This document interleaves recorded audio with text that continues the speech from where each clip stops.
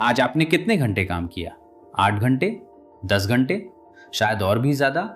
अब एक ऑनेस्ट सवाल, उन 8-10 घंटों में से कितने घंटे आपने जेन्युइनली, डीपली, बिना किसी डिस्ट्रैक्शन के काम किया?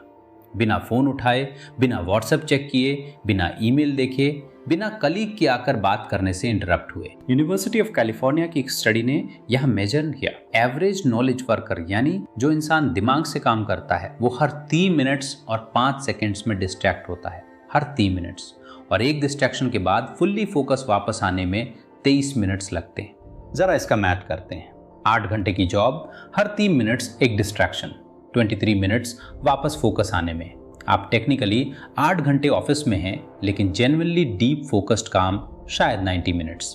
बाकी सब या तो डिस्ट्रैक्शन है या डिस्ट्रैक्शन से रिकवर होना है, 90 मिनट्स। और फिर हम सोचते हैं इतना काम करने के बाद भी रिजल्ट्स क्यों नहीं आ रहे, इतनी मेहनत के बाद भी ग्रोथ क्यों नहीं हो रही, इतनी थकान के बाद भी कुछ मीनिंगफुल क्यों नहीं बना?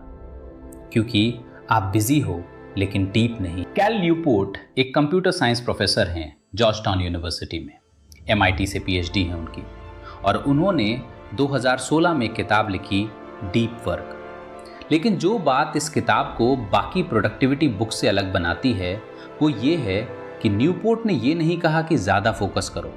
उन्होंने एक मच बिगर आर्ग्यूमेंट दिया। उन्होंने कहा 21वीं सदी में जो लोग डीप वर्क नहीं कर सकते वो इकोनॉमिकली इररिलेवेंट हो जाएंगे।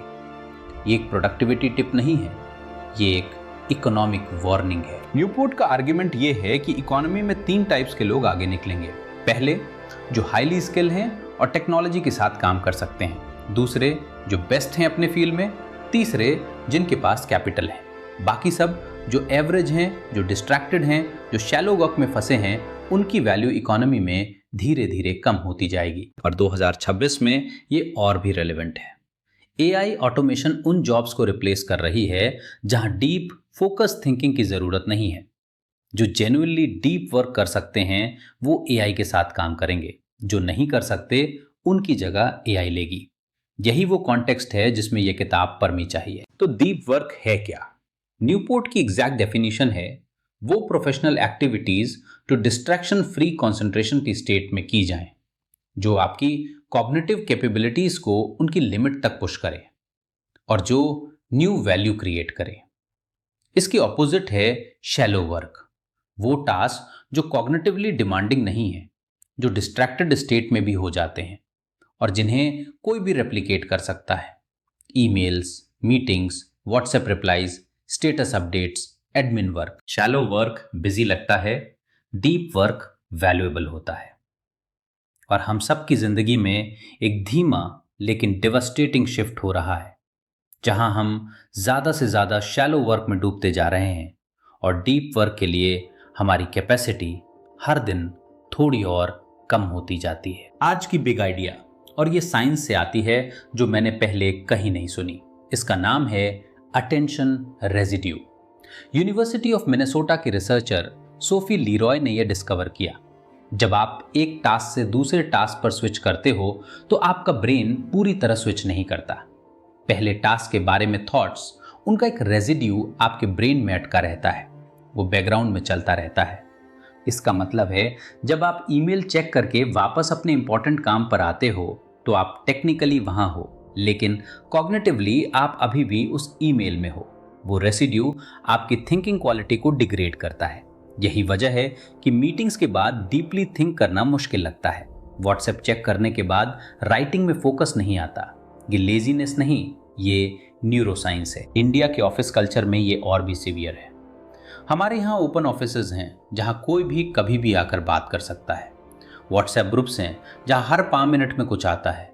बैक टू बैक मीटिंग्स हैं जो पूरा दिन खा जाती हैं, और फिर शाम को असली काम शुरू होता है जब ब्रेन पहले से ही थका हुआ होता है। न्यूपोर्ट कहते हैं ये एनवायरनमेंट एक्सीडेंटली इस तरह नहीं बना, ये उस अजम्पशन पर बना है जिसे वो प्रिंसिपल ऑफ लीस्ट रेजिस्टेंस कहते हैं।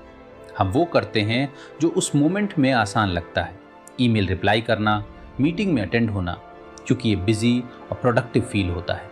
लेकिन बिजी होना और वैल्यूएबल होना दो बिल्कुल अलग चीजें हैं। दूसरी बिग आइडिया, और ये सबसे कंट्रोवर्शियल है, न्यूपोर्ट कहते हैं सोशल मीडिया क्विट कर दो। और मैं जानता हूं ये सुनकर लगता है ये तो एक्सट्रीम है, लेकिन न्यूपोर्ट का आर्गुमेंट ध्यान से सुनिए। उन्होंने एक एक्सपेरिमेंट किया, 30 दिन के लिए सभी सोशल मीडिया बंद कर दिया और उन्होंने ऑब्जर्व किया क्या कोई एक्चुअली मिस किया उन्हें, क्या कोई काम रुक गया, क्या कोई अपॉर्चुनिटी गई। जवाब था नहीं। और उन्होंने पाया कि उन 30 दिनों में उनकी डीप वर्क की कैपेसिटी ड्रामेटिकली इंप्रूव हुई। इसलिए नहीं कि उन्हें ज़्यादा टाइम मिला, बल्कि इसलिए कि उनका ब्रेन कांस्टेंट स्टिमुलेशन से डिटॉक्स हुआ। न्यूपोर्ट का पॉइंट ये नहीं है कि सोशल मीडिया बुरा है, उनका पॉइंट ये है कि हम सोशल मीडिया को फ्री मानते हैं, लेकिन वो फ्री नहीं है। आप उसे अपना अटेंशन देते हो और वो अटेंशन आपसे लेकर आपकी डीप वर्क करने की एबिलिटी को स्लोली साइलेंटली इरोड करता है। न्यूपोर्ट एक सिंपल टेस्ट देते हैं। किसी भी टूल के लिए, सोशल मीडिया हो, ईमेल हो, कोई भी ऐप हो, ये पूछो क्या इसके फायदे इसके नुकसान से ज़्यादा हैं? अगर हां, रखो, अगर नहीं, छोड़ो। ये सुनने में सिंपल लगता है, लेकिन सीरियसली अप्लाई करें तो बहुत कुछ चेंज हो जाता है। तीसरी आइडिया, और ये सबसे अंडररेटेड है। न्यूपोर्ट कहते हैं बोर्डम को एम्ब्रेस करना सीखो। हम अब बोर्डम टॉलरेट नहीं कर सकते। क्यू में खड़े हो, फोन निकाल लो। लिफ्ट का इंतजार है, फोन निकाल लो। टॉयलेट में हो, फोन निकाल लो। लेकिन इस कांस्टेंट स्टिमुलेशन से एक सीरियस प्रॉब्लम होती है। हमारा ब्रेन बोरियत के छोटे छोटे मोमेंट्स में नेचुरली वॉन्डर करता था और उसी वॉन्डरिंग में क्रिएटिव सॉल्यूशंस आते थे, नए आइडियाज आते थे, प्रॉब्लम सॉल्व होती थी। जब हम हर खाली मोमेंट को स्टिमुलेशन से भर देते हैं, हम उस क्रिएटिव वॉन्डरिंग का स्पेस खत्म कर देते हैं। न्यूपोर्ट कहते हैं डेलिबरेटली बोरिंग सिचुएशंस क्रिएट करो। वॉक पर जाओ बिना फोन के, कम्यूट में म्यूजिक मत सुनो, वो बोर्डम फील करो, उसी में डेप्थ की प्रैक्टिस है। चौथी आइडिया, और ये न्यूपोर्ट की सबसे प्रैक्टिकल एडवाइस है, हर दिन का हर मिनट शेड्यूल करो। नहीं, ये माइक्रो मैनेजमेंट नहीं है, ये इंटेंशनैलिटी है। न्यूपोर्ट कहते हैं जब आपके पास एक क्लियर शेड्यूल नहीं है तो आप डिफॉल्ट में जाते हो, और डिफॉल्ट हमेशा शैलो वर्क की तरफ जाता है। ईमेल, मीटिंग्स, बिजीनेस, क्योंकि वो अवेलेबल होता है, वो अर्जेंट लगता है और वो इजी होता है। लेकिन जब आपने डिसाइड किया हो सुबह 9 से 11 ये काम, 11 से 12 ये, 2 से 4 वो, तो आपको हर मोमेंट ये डिसाइड नहीं करना पड़ता कि अभी क्या करो। वो डिसीजन एनर्जी बचती है और वो एनर्जी डीप वर्क में जाती है। इंडिया में डीप वर्क की सबसे बड़ी चैलेंज क्या है, मैं सोचता हूं वो है जॉइंट अटेंशन। हमारी कल्चर में अवेलेबल रहना रिस्पेक्ट का साइन है। अगर आप इमीडिएटली रिप्लाई नहीं किया तो लगता है आपने इग्नोर किया। अगर मीटिंग में फोन नहीं देखा तो लग सकता है आप एंगेज नहीं हैं। ये कल्चरल नॉर्म डीप वर्क का सबसे बड़ा एनिमी है। न्यूपोर्ट इसका एक सॉल्यूशन देते हैं जो इंडिया में अप्लाई हो सकता है। कम्युनिकेशन को बैच करो। पूरे दिन ईमेल और व्हाट्सएप चेक करने की बजाय दिन में 2 बार डेडिकेटेड विंडोज रखो, 10 बजे, 5 बजे। बाकी समय काम। और अपनी टीम या कलीग्स को यह बताओ, एक एक्सपेक्टेशन सेट करो। जब लोगों को पता होता है कि आप जल्दी रिप्लाई करते हो, वो हर छोटी चीज़ के लिए मैसेज करते हैं। जब उन्हें पता हो कि 2-3 घंटे लगेंगे, वो खुद सॉल्व करते हैं। न्यूपोर्ट एक स्टोरी सुनाते हैं जो मुझे बहुत याद रहती है।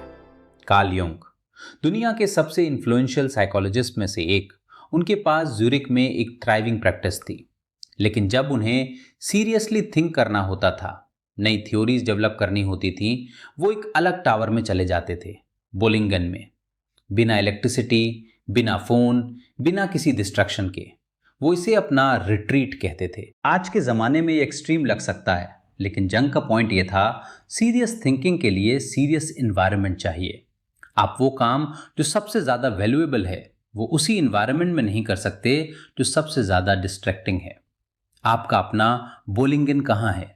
एक लाइब्रेरी, सुबह 5 बजे का पीसफुल घर, ऑफिस में एक कॉर्नर। न्यूपोर्ट एक कॉन्सेप्ट इंट्रोड्यूस करते हैं जो मुझे पर्सनली सबसे ज़्यादा अफेक्ट करती है। वो कहते हैं अपने काम के साथ क्राफ्ट्समैन की तरह रिलेट करो। एक क्राफ्ट्समैन, एक स्किल कारपेंटर, एक मास्टर शेफ, एक आर्टिजन, वो अपने काम को सीरियसली लेता है। वो रश नहीं होता, वो डिस्ट्रैक्टेड नहीं होता, वो हर पीस में अपना पूरा अटेंशन, पूरी स्किल लगाता है और उसी प्रोसेस में उसे सेटिस्फैक्शन मिलती है। न्यूपोर्ट कहते हैं नॉलेज वर्कर्स यानी हम लोग, हमने ये क्राफ्ट्समैन अप्रोच खो दी है। हम आउटपुट्स को काउंट करते हैं, कितने ईमेल सेंड किए, कितनी मीटिंग्स अटेंड की, लेकिन क्वालिटी ऑफ थिंकिंग को मेजर नहीं करते। जिस दिन आपने जेन्युइनली डीप वर्क किया, जब किसी प्रॉब्लम को पूरी तरह समझा, कुछ नया क्रिएट किया, कुछ कॉम्प्लेक्स सॉल्व किया, उस दिन थकान अलग होती है, सेटिस्फाइड थकान। अब एक ऑनेस्ट बात जो किताबेज हमेशा करता है, ये किताब पावरफुल है लेकिन इसकी रियल वर्ल्ड लिमिटेशंस हैं। न्यूपोर्ट एक प्रोफेसर हैं, उनके पास अपना शेड्यूल कंट्रोल करने की लग्जरी है जो ज़्यादातर एम्प्लॉयज़ को नहीं होती। जो पर्सन एक कॉल सेंटर में काम करता है या एक फैक्ट्री में या एक गवर्नमेंट ऑफिस में, उनके लिए न्यूपोर्ट की एडवाइस डायरेक्टली अप्लाई नहीं होती। इसके अलावा न्यूपोर्ट का सोशल मीडिया क्विट करो वाला एडवाइस 2016 में लिखा गया था। आज 2026 में सोशल मीडिया कुछ लोगों के लिए जेन्युइनली बिजनेस टूल है। ब्लैंकेट क्विट करना सबके लिए राइट नहीं है, लेकिन इसके बावजूद डीप वर्क का कोर आर्ग्यूमेंट कि फोकस्ड वर्क वैल्यूएबल है और डिस्ट्रैक्टेड वर्क वैल्यूलेस है, ये यूनिवर्सल ट्रुथ है जो किसी भी प्रोफेशन में अप्लाई होती है। न्यूपोर्ट की किताब में एक ऑब्जर्वेशन है जो मुझे पर्सनली बहुत अनकंफर्टेबल करती है। वो कहते हैं, एक डीप लाइफ एक गुड लाइफ है जब आप जेन्युइनली डिफिकल्ट चीज़ें करते हो, जब आप एक प्रॉब्लम को पूरी तरह सॉल्व करते हो, एक स्किल को डीपली मास्टर करते हो, कुछ मीनिंगफुल क्रिएट करते हो।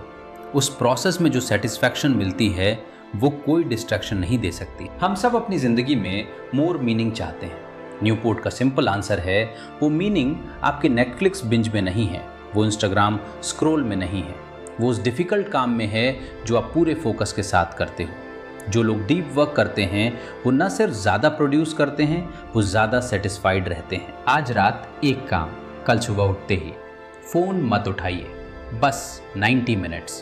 पहले 90 मिनट्स वो काम जो सबसे इम्पॉर्टेंट है, जो सबसे मीनिंगफुल है, जो आप अक्सर टालते रहते हो क्योंकि टाइम नहीं है। बिना ईमेल चेक किए, बिना व्हाट्सएप देखे, बिना न्यूज़, बस वो एक काम, और देखिए उन 90 मिनट्स में क्या होता है। न्यूपोर्ट इसे डीप वर्क ब्लॉक कहते हैं। एक बार एक्सपीरियंस कर लिया तो समझ आएगा कि इसका मतलब क्या था। न्यूपोर्ट की किताब में एक लाइन है जो हर सुबह याद करने लायक है। The ability to perform deep work is becoming increasingly rare. At exactly the same time, it is becoming increasingly valuable. ये एक अपॉर्चुनिटी है। जो समय सबसे डिस्ट्रैक्टिंग है, उसी समय में फोकस एक सुपर पावर बन जाता है। जब सब स्कैटर हो रहे हैं, आप डेप्थ में जा रहे हो। ये आपका कॉम्पिटिटिव एडवांटेज है। डीप वर्क के हिंदी और इंग्लिश दोनों वर्जन्स के लिंक्स डिस्क्रिप्शन में हैं। ये उन किताबों में से है जो आप एक बार नहीं, हर साल पढ़ें। हर बार आपकी ज़िंदगी की अलग सिचुएशन में कुछ नया दिखेगा। किताबेज को सब्सक्राइब करें, हर हफ्ते एक किताब, बिना फ्लफ के, बिना शुगर कोटिंग के। अगला वीडियो आएगा थिंकिंग फास्ट एंड स्लो पर, डैनियल कानमन की वो किताब जिन्हें नोबेल प्राइज मिला इकोनॉमिक्स में, और वो साइकोलॉजिस्ट थे। उस किताब में एक पजल है जिसे हार्वर्ड और MIT के 80% स्टूडेंट्स गलत सॉल्व करते हैं। वो पजल हम शुरू से पूछेंगे। मिलते हैं अगले वीडियो में। मैं हूं अमित कालखंडे और ये है किताबेज।